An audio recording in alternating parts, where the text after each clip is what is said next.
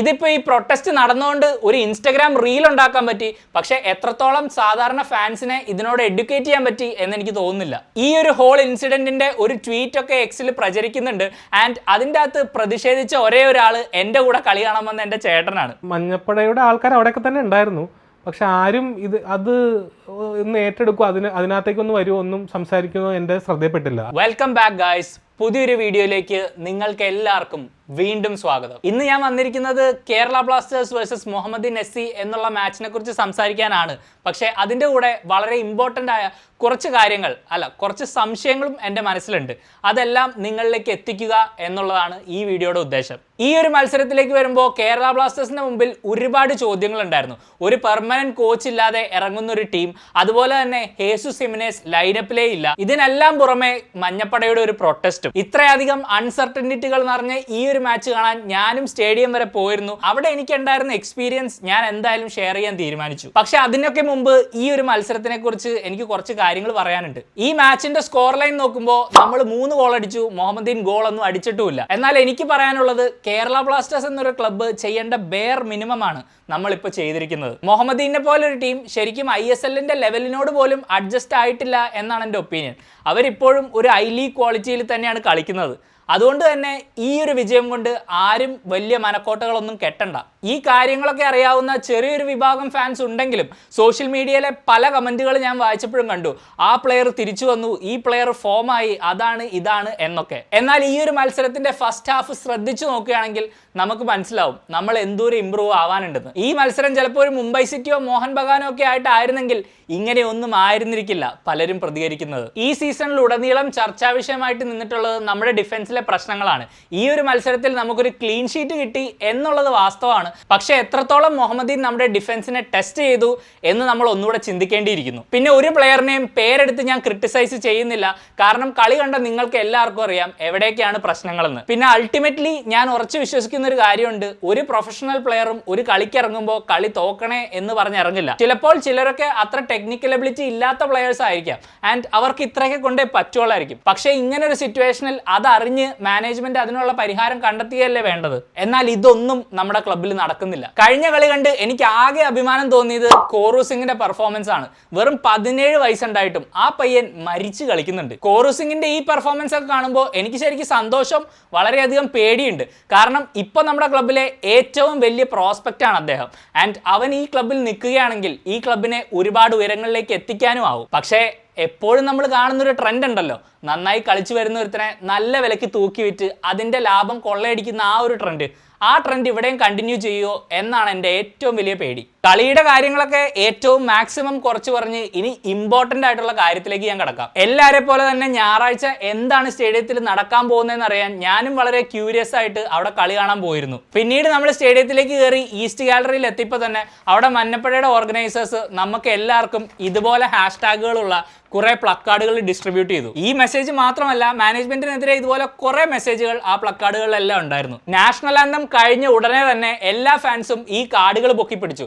ഈ കാർഡ് പൊക്കിപ്പിടിച്ച് ഏകദേശം ഒരു 2 മിനിറ്റ് 3 മിനിറ്റ് കഴിഞ്ഞപ്പോൾ തന്നെ സ്റ്റേഡിയം കൺട്രോളിനായിട്ട് യൂസ് ചെയ്യുന്ന ബൗൺസേഴ്സ് എല്ലാവരും വന്ന് ഈ ഫാൻസിന്റെ കയ്യിൽ നിന്ന് ഈ കാർഡുകളെല്ലാം മേടിച്ചെടുക്കുകയും ഒരു എക്സ്പ്ലനേഷനും ഇല്ലാണ്ട് തിരിച്ചു കയറി പോവുകയും ചെയ്തു. ഈ ഒരു ഹോൾ ഇൻസിഡന്റിന്റെ ഒരു ട്വീറ്റ് ഒക്കെ എക്സിൽ പ്രചരിക്കുന്നുണ്ട്.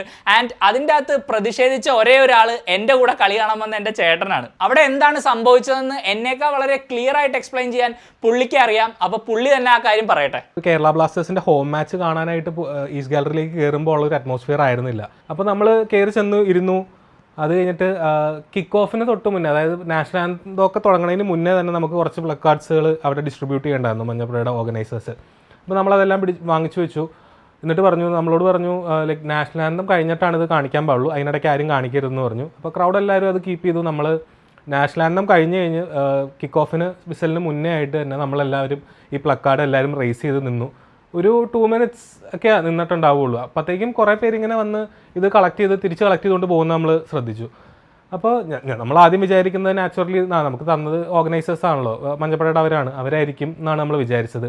പക്ഷെ പിന്നെ നോക്കുമ്പോഴാണ് അത് ISLന്റെ തന്നെ ബൗൺസേഴ്സ്, ആ സ്റ്റേഡിയത്തിൽ നിൽക്കുന്ന സ്റ്റാഫുണ്ട്, സെക്യൂരിറ്റി സ്റ്റാഫ് ഉണ്ടല്ലോ, അവരായിരുന്നു അത് കളക്ട് ചെയ്തുകൊണ്ട് പോയത്. അപ്പം ഞാൻ വിചാരിച്ചു അതിൻ്റെ ആവശ്യമില്ലല്ലോ ശരിക്കും. അപ്പോൾ അതെന്താണെന്ന് ചോദ്യം ചെയ്യാനായിട്ട് ഞാൻ ഇവരുടെ പുറകെ പോയിട്ട് ഞാൻ ചോദിച്ചു, ചേട്ടാ എന്തിനാണ് ഇത് വാങ്ങിച്ചുകൊണ്ട് പോകുന്നതെന്ന് ചോദിച്ചു. അപ്പോൾ പുള്ളി എന്നോട് പറഞ്ഞത് ഞങ്ങളോട് പറഞ്ഞിട്ടുണ്ട്, ഇത് തിരിച്ചു വാങ്ങിക്കാൻ പറഞ്ഞിട്ടുണ്ടെന്ന് ചോദിച്ചു. അപ്പോൾ ഞാൻ ചോദിച്ചു ആരാ പറഞ്ഞതെന്ന് ചോദിച്ചു.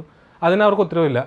അപ്പോൾ ഞാൻ പറഞ്ഞു, ഇത് ലെക്സേ ഇന്നിപ്പോൾ ഒരു പ്രൊട്ടസ്റ്റ് നടക്കും, ഈ ക്ലബിൻ്റെ വോയിസ് നമ്മൾ ഫാൻസാണ്, ആ ഈസ്റ്റ് ഗാലറിയിലെ സൗണ്ട് കേട്ടാണ് കൊച്ചിയിലെ എല്ലാ കളികളും നടന്നിട്ടുള്ളത്.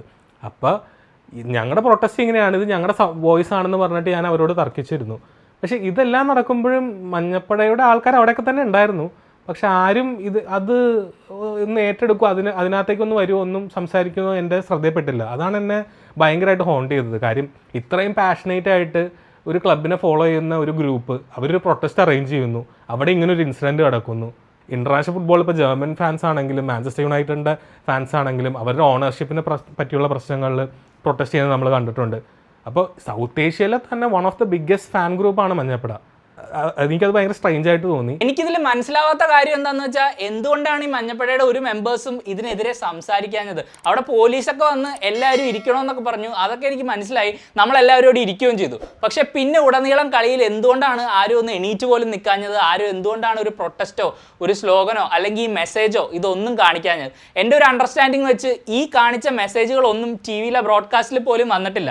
അത് പിന്നെ ഒരിക്കലും വരില്ലല്ലോ. അമ്മാതിരി വെള്ളപൂശലാണ് ISL വെള്ളപൂശുന്നത്. പിന്നെ ഇത് എത്രത്തോളം ശരിയാണെന്ന് അറിയില്ല. പക്ഷെ ടി വിയിൽ കളി കണ്ട ഒരുപാട് പേര് എന്നോട് പറഞ്ഞു, ഇടയ്ക്കിടയ്ക്ക് ചിയറിംഗ് വോയിസും കാര്യങ്ങളും ഒക്കെ അവർ ആഡ് ചെയ്യുന്നുണ്ടായിരുന്നു. FSDL നിന്ന് നമ്മൾ ഇതൊന്നും എക്സ്പെക്ട് ചെയ്യുന്നില്ല. കാരണം എപ്പോഴത്തെയും പോലെ അവർ ഇതൊക്കെ വെള്ളപൂശി എല്ലാം ശരിയാണ്, എല്ലാം ഓക്കെ ആണ് എന്നുള്ളൊരു രീതിയിലേ പ്രൊജക്റ്റ് ചെയ്യുള്ളൂ. പക്ഷെ ഫാൻസിനെ റെപ്രസെന്റ് ചെയ്യുന്ന ഒരു ഗ്രൂപ്പ് എന്ന രീതിയിൽ മഞ്ഞപ്പടയിൽ നിന്ന് കുറച്ചും കൂടെ ഞാൻ എക്സ്പെക്ട് ചെയ്തു. ഇതിൽ മഞ്ഞപ്പടയ്ക്ക് ചെയ്യാൻ പറ്റുന്നതിൽ ഒരു ലിമിറ്റ് ഉണ്ടെന്ന് എനിക്കറിയാം. കാരണം ഞായറാഴ്ച കളി കാണാൻ ഞാൻ പോയപ്പോൾ നോട്ടീസ് ചെയ്തൊരു കാര്യം എന്താണെന്ന് വെച്ചാൽ, അവിടെ വന്ന ഒരു 80% ആൾക്കാരും പ്യുവർലി കളി എൻജോയ് ചെയ്യാൻ വേണ്ടി മാത്രം വന്ന ആൾക്കാരാണ്. അവർക്ക് ഈ ക്ലബിൻ്റെ വിഷയങ്ങൾ എന്താണെന്നോ ഇതിൻ്റെ ബാക്ക്ഗ്രൗണ്ടിൽ നടക്കുന്ന കളികൾ എന്താണെന്നോ ഒന്നും അറിയില്ല.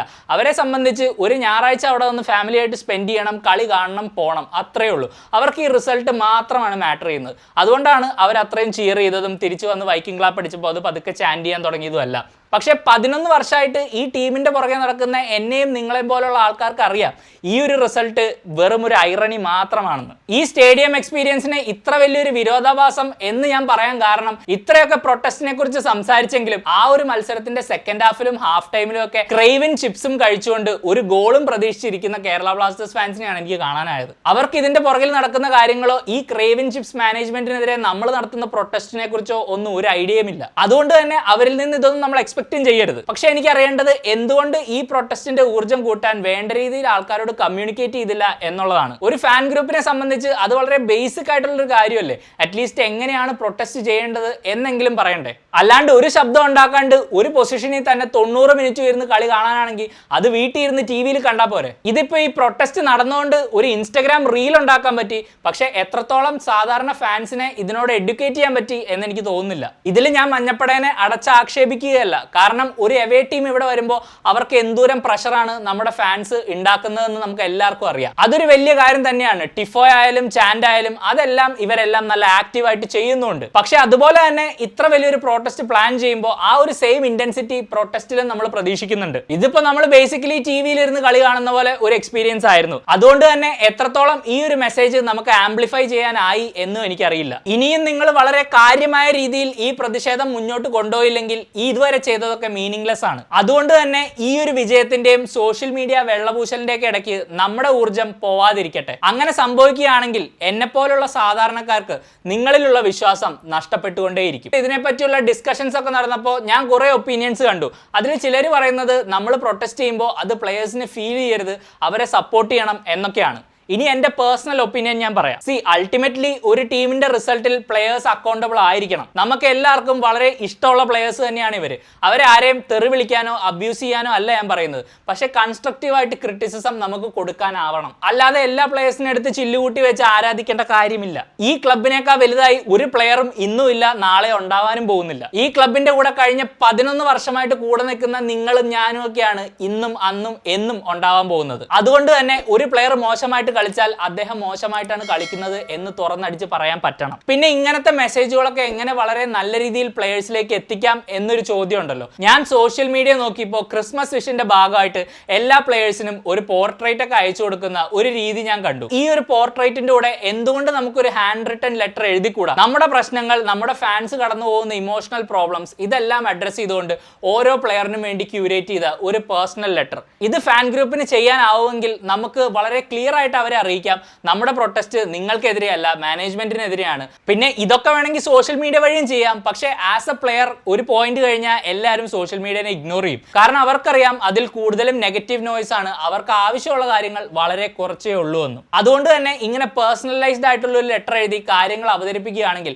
ഏതൊരു പ്രൊഫഷണൽ പ്ലെയറും അതിനെ നല്ലൊരു രീതിയിൽ തന്നെ എടുക്കുള്ളൂ. ഇനി അങ്ങനെ എടുക്കാത്ത വല്ല പ്ലെയേഴ്സ് ഉണ്ടെങ്കിൽ അവർ ക്ലബ്ബ് വിട്ടു പോകുന്നതായിരിക്കും നല്ലത്. ഇനി ഈ ഒരു പ്രൊട്ടസ്റ്റ് നമ്മൾ ചെയ്തപ്പോൾ അതിനെ അട്ടിമറിക്കാനുണ്ടായ ഒരു ശ്രമമില്ലേ, ഈ പ്ലക്കാർഡുകൾ മേടിച്ചുകൊണ്ട് പോകുന്ന, ഇതിന്റെ പുറകിൽ ആരാണ്? FSDL ആണോ നമ്മുടെ മാനേജ്മെന്റ് ആണോ എന്നൊന്നും വളരെ ക്ലിയർ ആയിട്ട് നമുക്ക് അറിയില്ലെങ്കിലും ഈ ഒരു ട്വീറ്റ് വായിച്ചപ്പോൾ എനിക്ക് എന്തൊക്കെയോ എവിടേക്കോ കത്തി. ഈ ഒരു ട്വീറ്റ് ഏപ്രിൽ 2-ാം തീയതിയാണ് പോസ്റ്റ് ചെയ്തിരിക്കുന്നത്. ഇത് പോസ്റ്റ് ചെയ്തിരിക്കുന്നത് മറ്റാരുമല്ല, നമ്മുടെ ഓണറായ നിഖിൽ തന്നെയാണ്. ആ ട്വീറ്റ് IPL-ൽ ഹാർദിക് പാണ്ഡ്യയെ ക്രൗഡ് ബൂ ചെയ്തപ്പോൾ ഉള്ള ഒരു റിയാക്ഷൻ പോലെയാണ്. അതിൽ പറയുന്നത് ഇതാണ്: Don't get why a crowd is asked to behave.